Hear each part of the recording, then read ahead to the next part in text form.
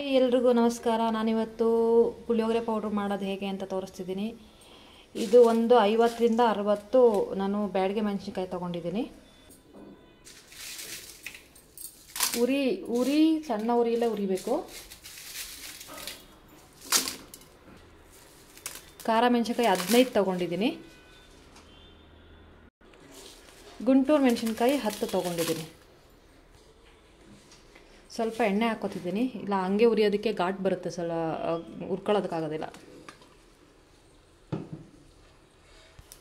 ಸಣ್ಣ ಉರಿಯಲ್ಲ ಸ್ವಲ್ಪ ಫ್ರೈ ಮಾಡ್ಕೋಬೇಕಿದ್ದು. ಸ್ವಲ್ಪ ತುಂಬ ಡೀಪ್ ಅಂತ ಬೇಡ, ಸ್ವಲ್ಪ ಗರಿ ಗರಿಯಾಗಿ, ಯಾಕಂದರೆ ನಾವು ಮಿಕ್ಸಿಲಿ ಗ್ರೈಂಡ್ ಮಾಡ್ಕೊಂಡ್ರೆ ಸ್ವಲ್ಪ ನೀಟಾಗಿ ಪುಡಿ ಹಾಕಬೇಕು, ಆ ಥರ. ನಾನು ಇದ್ರ ಜೊತೆಗೇ ಕರ್ಬೇವಿನ ಸೊಪ್ಪು ಹಾಕ್ಕೋತಿದ್ದೀನಿ. ನೀರಂತ ಹೇಳೋದಕ್ಕೆ ಸ್ವಲ್ಪ ಪಟ ಪಟ ಅಂತ ಇದೆ.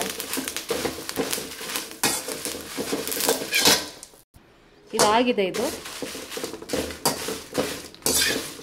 ಇದೊಂದು ಬೌಲ್ ಸಪ್ರೇಟ್ ಹಾಕಬೇಕು.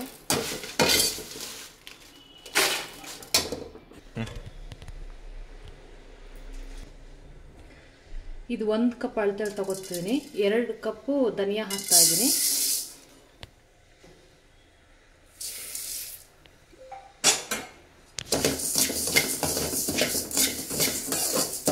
ಮೀಡಿಯಮ್ ಉರಿಯಲ್ಲೇ ಹುರ್ಕೋಬೇಕಿದು.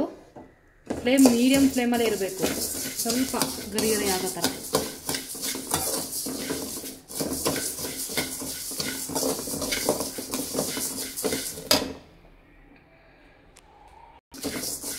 ನಾನು ಅಳತೆ ಜಾಸ್ತಿ ತೋರಿಸ್ತಾ ಇದ್ದೀನಿ. ಒಂದು 6 ತಿಂಗಳು ಸ್ಟೋರ್ ಮಾಡ್ಕೋಬೋದು. ಇಷ್ಟು ನಿಮಗೆ ಖಾಲಿ ಆಗಲ್ಲ.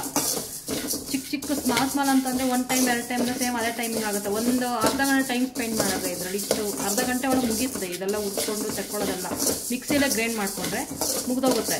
ಅರ್ಧದಿಂದ 3/4 ಗಂಟೆ ಟೈಮ್ ಹಿಡಿತದೆ ಅಷ್ಟೇ. ಸೊ ಒಂದು 6 ತಿಂಗಳಿಂದ 8 ತಿಂಗಳು ನೀವು ಯಾವ ಥರ ಅಂದರೆ ಪುಳಿಯೋಗರೆ ಒಂದು ವಾರದಲ್ಲಿ 1 ಸರಿ 2 ಸರಿ, ಈಗ 15ಕ್ಕೆ 1 ಸರಿ ಹಂಗೆ ಮಾಡಿದ್ರೆ ಒಂದು 6 ತಿಂಗಳು ಸ್ಟೋರ್ ಮಾಡ್ತೀವಿ.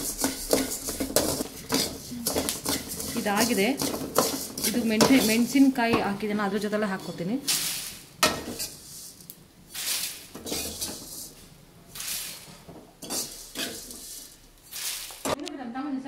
ಉದ್ದಿನಬೇಳೆ ಹಾಕ್ಕೋತಿದ್ದೀನಿ 1 ಕಪ್ಪು, ಸೇಮ್ 1 ಕಪ್ ಅಳ್ತಾ ಇದು. ಹಾಗೆ ಕಡಲೆಬೇಳೆ ನಾನು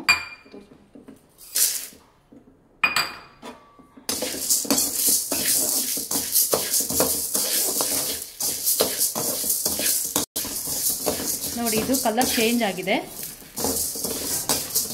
ಇದು ನಾನು ಬೇರೆ ಪ್ಲೇಟ್ಗೆ ಹಾಕ್ಕೋತಾ ಇದ್ದೀನಿ, ಅಲ್ಲಿ ಹಾಕ್ಕೋತಾ ಇಲ್ಲ, ಬೇರೆ ಪ್ಲೇಟ್ಗೆ. ಇದು ಬೇರೆ ಪ್ಲೇಟ್ಗೆ ಯಾಕೆ ಅಂತ ಹೇಳ್ತೀನಿ ನಾನು.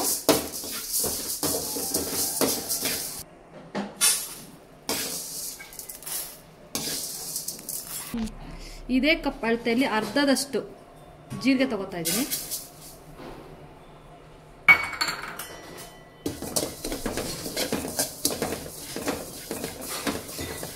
ನೀರು ಬಿದ್ದಿದೆ ಒಂದು ಡ್ರಾಪ್.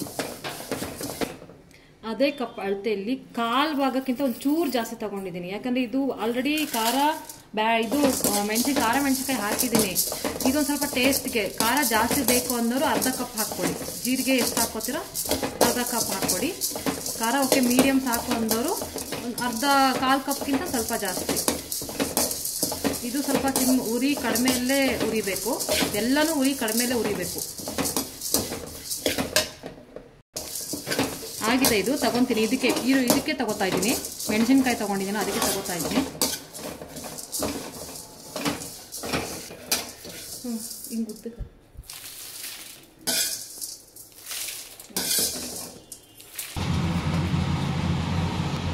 ಇದೇ ಕಪ್ಪಲ್ಲಿ ನಿಮಗೆ ಗೊತ್ತಾಗಿಲ್ಲ, ಈ ಹುಣಸೆಹಣ್ಣ 2 ಕಪ್ ಅಷ್ಟು ಹಾಕ್ಕೊಡಿ. ನಾನು ಒಣಗಿಸಿಟ್ಟಿದ್ದೀನಿ ಲೈಟಾಗಿ. ಬಿಸಿಲು ಸ್ವಲ್ಪ ಇವಾಗೆಲ್ಲ ಫಸ್ಟ್ ಫ್ಲೋರು, ಸೆಕೆಂಡ್ ಫ್ಲೋರ್, ಆ ಫ್ಲೋರ್ ಥರ ಇದ್ದರೆ ಈ ಬಿಸಿಲಲ್ಲಿ ಒಣಗ್ಸೋಕ್ಕಾಗಲ್ಲ. ಬಿಸಿಲಿಲ್ಲ ಅಂತೇಳಿ ಒಂದು ಸ್ವಲ್ಪ ಒಣಗಿಸ್ಕೊಂಡ್ರೆ ಒಳ್ಳೆಯದು, ಚೆನ್ನಾಗಿರುತ್ತೆ.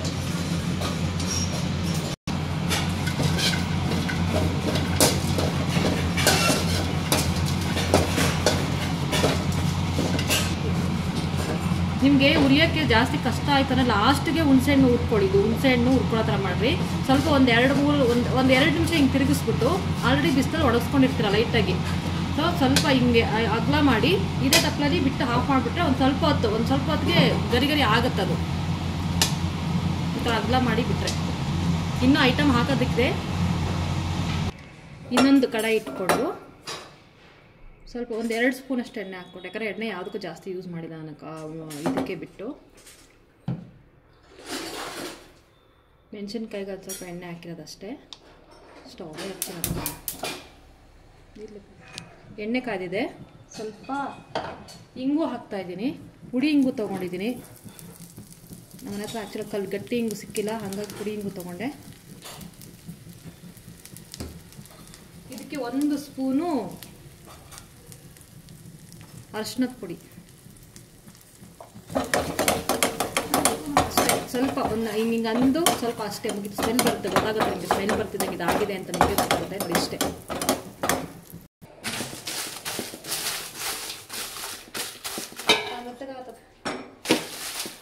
ಇದಕ್ಕೆ ಹಾಕ್ತಾ ಇದ್ದೀನಿ ನಾನು. ಹಾಗೆ ಇದಕ್ಕೆ ಮೆಣಸಿನ್ಕಾಯಿಗೆ ಹಾಕ್ಕೋಬೇಕಾಯ್ತು ಆ್ಯಕ್ಚುಲಾಗಿ ಇದನ್ನು. ಹಿಂಗೂ ಅರಿಶಿನ ಪುಡಿ ಅದ್ರ ಜೊತೆ ಅದು ಇದಾಗ್ತದೆ.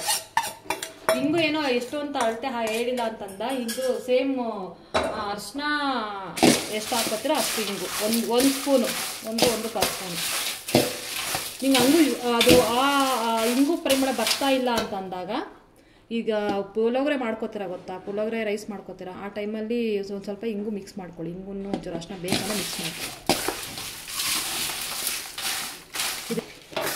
ಎಲ್ಲದನ್ನು ಗ್ರೈಂಡ್ ಮಾಡ್ಕೊಬೇಕು. ಫಸ್ಟ್ಗೆ ಮೆಣಸಿನ್ಕಾಯಿ ಧನಿಯಾ ಹಾಕೊಂಡಿರ್ತೀವಲ್ಲ ಅದನ್ನು ಗ್ರೈಂಡ್ ಮಾಡ್ಕೊತಾ ಇದ್ದೀನಿ. ಸ್ವಲ್ಪ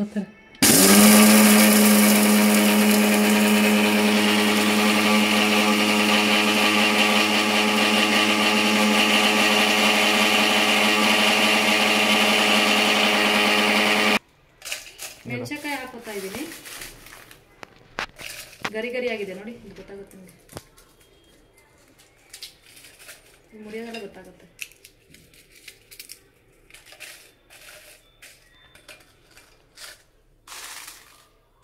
ಸ್ವಲ್ಪ ಇದು ಗ್ರೈಂಡ್ ಒಂದು 2 ಸತಿ ಗ್ರೈಂಡ್ ಮಾಡ್ಕೊಂಡು ಇದೊಳಗಡೆ ಹೋಗುತ್ತೆ. ಇದು ಕಡಲೆಬೇಳೆ, ಉದ್ದಿನಬೇಳೆ, ಇದು ಆ್ಯಕ್ಚುಲಾಗಿ ಮೆಂತ್ಯ ಹಾಕಿದ್ದೀನಿ. ಮೆಂತ್ಯ ವಿಡಿಯೋ ಆಗಿದೆಯಲ್ಲ ಡೌಟ್ ಇದೆ ನನಗೆ. ಮೆಂತ್ಯನೂ ಮತ್ತು ಇದು ಏನು ಸಾಸಿವೆ 2 ಹುರಿದು ಹಾಕಿದ್ದೀನಿ ಸಪ್ರೇಟು. ವಿಡಿಯೋ ಆಗಿರೋ ಡೌಟ್ ಅದು. ಇದನ್ನು ನೋಡಿ, ಫುಲ್ಲು ಹಾಕ್ಕೊಂತಲ್ಲ, ನಾನು ಇಷ್ಟು ಹಾಕ್ಕೊತಾ ಇದ್ದೀನಿ ನೋಡಿ, ಇಷ್ಟು ಹಾಕ್ಕೊತಾ ಇದ್ದೀನಿ. ಇದು ಕಾಳು ಹಾಕ್ಕೊಂಡಿದ್ದೆ ಅಲ್ವಾ, ಇಷ್ಟು ಸ್ವಲ್ಪ ತರಿಯಾಗಿ ಮಾಡ್ಕೊಂಡಿದ್ದೀನಿ. ಅದ್ರ ಜೊತೆಗೆ ಸ್ವಲ್ಪ ಹುಣ್ಸೆಹಣ್ಣು ಮಿಕ್ಸ್ ಮಾಡ್ತಿದ್ದೀನಿ. 2 ಸ್ಪ್ಲಿಟ್ ಮಾಡ್ಕೊಂಡಿದ್ದೀನಿ. ಇನ್ನೊಂದು ಸ್ವಲ್ಪ ಅದು ಕಾಡಿದೆ, ಇದರಲ್ಲಿ ಅರ್ಧ ಹುಣ್ಸೆಹಣ್ಣು ಹಾಕ್ತೀನಿ, ಇನ್ನೊಂದಿಷ್ಟು ಇನ್ನೊಂದು ಸ್ಟೆಬ್ಗೆ ಹಾಕ್ತೀನಿ ನೋಡಿ. ಇದು ಕೈಯೆಲ್ಲ ಹಾಕ್ತಿರ್ತೀವಿ. ಫುಲ್ಲು ನೈಸ್ ಆಗೋಗಿದೆ ನೋಡಿ. ನೋಡಿ ಕಾಣ್ತಿದೆ ನಿಮಗೆ, ಫುಲ್ಲು ನೈಸ್ ಆಗೋಗಿದೆ. ಹುಣ್ಸೆಹಣ್ಣು ಈ ಥರ ಒಣಗಿಸಿದ್ರೆ ಬಿಟ್ಟರು ಈ ಥರ ಮಾಡ್ಕೊಂಡ್ರೆ ಪುಡಿ ಮಾಡ್ಕೋಬೋದು ಹುಣ್ಸೆಹಣ್ಣು. ಇರೋ ನಿಮಿಷ ನೋಡಿ. ಇದು ಬೆಲ್ಲದ ಪೌಡ್ರ್ ಮಿಕ್ಸ್ ಮಾಡ್ತಾ ಇದ್ದೀನಿ ನಾನು. ಮತ್ತು ನೀವು ಬೆಲ್ಲ ಒಣಗಿಸ್ಕೊಂಡ್ಬಿಟ್ಟು ಹಾಕ್ತೀನಿ ಅಂತಂದ್ರು ಹಾಕ್ಕೊಳ್ಳಿ, ಗ್ರೈಂಡ್ ಮಾಡಿ ಹಾಕ್ಕೊಳಕ್ಕಾರ ಹಾಕ್ಕೊಳ್ಳಿ. ಸೇಮ್ ಇದೆ, ಈ ಹುಣ್ಸೆಹಣ್ಣು ಹಾಕಿದೆ ಅಲ್ವಾ, ಸೊ ಅದ್ರ ಜೊತೆ ಹಾಕ್ಕೊಂಡ್ರೆ ಗ್ರೈಂಡ್ ಆಗುತ್ತೆ. ಸೊ ಇದು ನಾನು ಬೆಲ್ಲದ ಪೌಡ್ರ್ ತೊಗೊತಾ ಇದ್ದೀನಿ. 1 ಕಪ್ಪು, ಸೇಮ್ ಅಳತೆಯಲ್ಲಿ 1 ಕಪ್ಪು. ಅದೇ ಬಾಣಲೆ ತಗೊಂಡು ನಾನು ಎಣ್ಣೆ ಹಾಕ್ಕೊತಾ ಇದ್ದೀನಿ. ಒಂದು 5-6 ಸ್ಪೂನ್ ಹಾಕ್ಕೊತಾ ಇದ್ದೀನಿ ಎಣ್ಣೆ.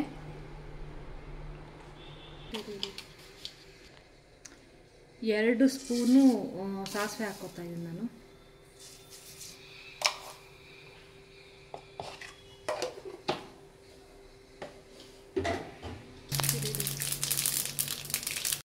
ಇದೇ 1 ಕಪ್ ಮತ್ತೆ ಕಡಲೆ ಬೀಜ ಹಾಕ್ಕೊತಾ ಇದ್ದೀನಿ.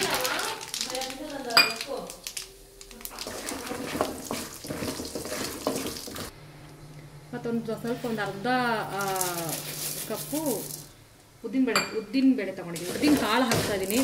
ಇದು ಕಡಲೆಬೇಳೆ ಹಾಕ್ತಲ್ಲ, ನಮ್ಮ ಮನೇಲಿ ಕಡಲೆಬೇಳೆ ಹೇಟರ್ಸ್ ಜಾಸ್ತಿ, ಸೊ ಹಂಗಾಗಿ ಕಡಲೆಬೇಳೆ ಹಾಕಿಲ್ಲ.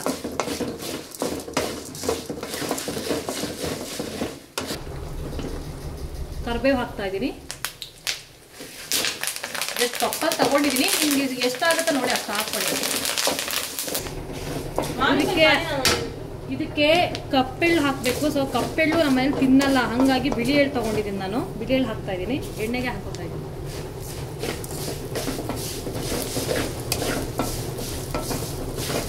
ಕಾಯಿ ತುರಿ ಬೇಕಂದ್ರೆ ಹಾಕ್ಕೋಬೋದು ನೀವು, ಆಪ್ಷನಲ್ಲು. ಇದಕ್ಕೇನೆ ಆಗಿದೆ ಇದು. ಈ ಪೌಡ್ರ್ ಏನು ಮಾಡ್ಕೊಂಡಿದ್ದೀವೋ ಆ ಪೌಡ್ರಿಗೆ ಹಾಕ್ಕೋಬೇಕು.